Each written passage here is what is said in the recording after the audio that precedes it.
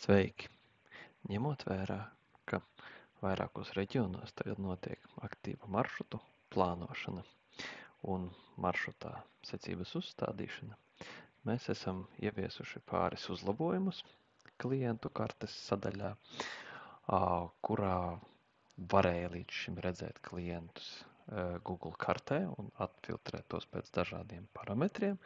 Mēs esam uzlabojuši šo te sadaļu, šo saskarni, kurā tagad var vēl jo detalizētāk atfiltrēt klientus pēc dažādiem parametriem, tādiem kā līguma status, maršruts, kurā klients ievienots, ielas, mājas, nosaukumu, ciemu, pilsētu, pagastu, novadu, pie kam var dažādos formātos visus no šiem te parametriem atfiltrēt, respektīvi var atfiltrēt gan, ka ir, piemēram, viens no statusiem, kas var būt vairāki statusi, gaida atjaunošanu vai aktīvs un citi var būt, vai arī nav kāds no šiem statusiem, piemēram,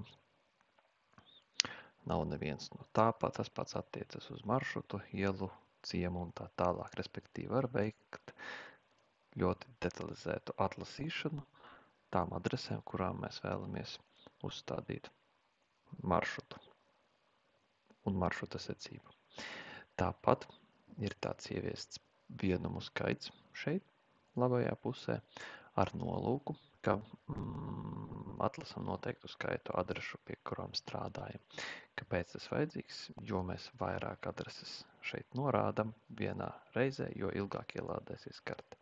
Ja mēs norādam 1000 adreses, tad karte ielādēsies vairāk nekā minūte. Līdz ar to tas var radīt nērtības strādājot. Līdz ar to vienmēr jāmeklē optimums. Bet kāpēc vajadzētu šo te ciparu mainīt? Piemēram, mēs gribam aptvert vienu ciematu, kurā ir visas adreses. Piemēram, viņas ir 300 vai 350. Līdz ar to mēs apmēram zinām, mēs redzam, mēs atfiltrējam un ieliekam šo te ciparu tik lielu, lai mēs varam nosekt konkrētu adrešu daudzumu konkrētā reģionā un visām tām darboties ar secību. Tālāk, atfiltrējot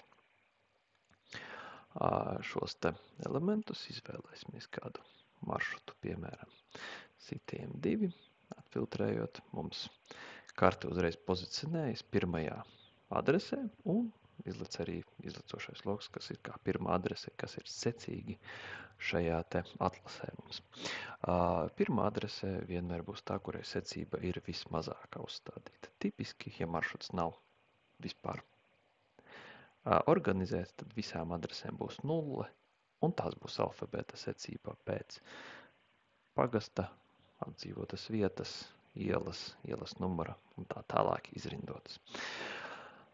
Uzreiz uz kartes, ko mēs varam darīt? Pirmkārt, ērti ir veikt palielināšanu un samazināšanu kartē. Lai to ērti darītu, ir jāpietur CTRL taustiņš, un ar peres skrolīti mēs varam gan attālināt karti, gan pievilkt klāt, lai mēs redzam detalizētāku kartes šo te skatu.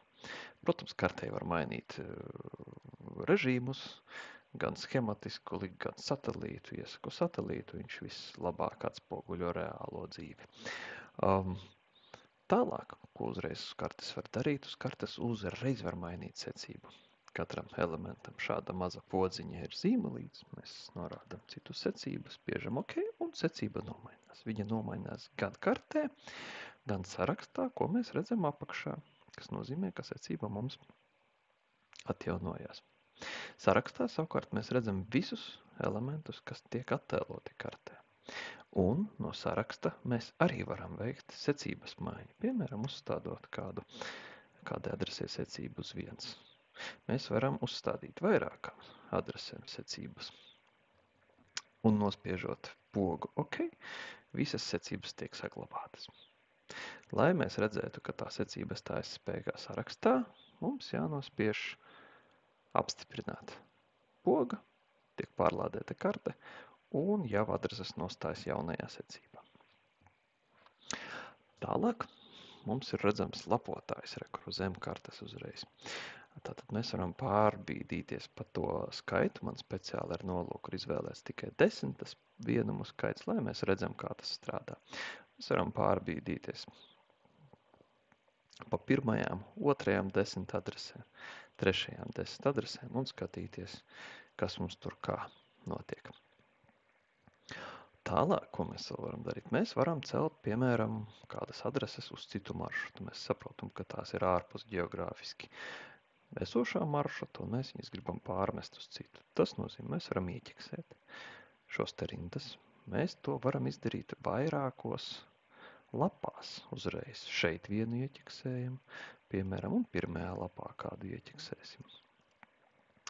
Un veikt visu šo te ieķeksētu adrešu pārcelšanu, piemēram, uz citu maršrutu. Nospiežam nākošajā solī izvēlamies maršrutu, uz kuru gribam pārcelt šos te vienumus. Spiežam tālāk. Un, kur ir brīdinājums, kuras adreses tiek pārceltas, kā redzam, ir apkopojums no visām iezīmētiem adresēm pa vairākām lapām, kas tika iezīmētas. Un apstiprinam. Tā tiek pārceltas adreses uz citu maršrutu. Līdzīgi mēs varam mainīt secību maršrutā vairākām adresēm uzreiz.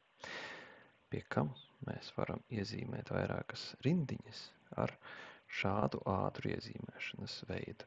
Iezīmējam pirmo rindiņu, kuru mēs vēlamies mainīt secību, nospiedam Shift taustiņu, turam un iezīmējam rindiņu, kurā mēs vēlamies, tātad visas rindiņas, kuras vēlamies mainīt, kurām vēlamies mainīt secību. Tad biežam mainīt pozīciju maršrutā, izlec apakšā lauciņš, kurā var ievadīt secību, ievadam piemēram 0. Ir brīdinājums, ka maršruta secība tiks mainīta, apstiprinam. Un maršruta secība, kā redzam, šīm adresēm visam nomainās uz 0. Tālūk. Ja šeit sarakstā vēl ir tāda opcija, ka var nospiest uz maza bumbulīša, kas līdzīgs kartes ikonai. Un sistēma mūs automātiski aizved uz to adresi, kur ir attēlota rindā. Ja? Tātad arī to var izmantot, ja vēlamies skatīties, kas kur atrodas.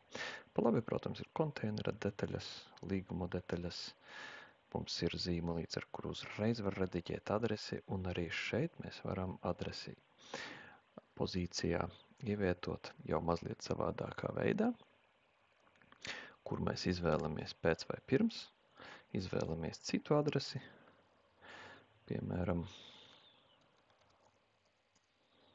Rīgas kaut kāda iela. Un mēs varam šādā veidā pirms vai pēc šīs te adreses ievietot šo te adresi. Arī tas ir iespējams šādā veidā, mazliet savādākā. Saglabājot, saglabājas pārlādējas karte, un mēs redzam jau jauno pozīcijas stājušos spēkā. Tālūk, cerams, ka šis te jauninājums jums ievērojami palīdzēs un atvieglinās darbu ar maršrutiem un to organizēšanu. Veiksmi darbā!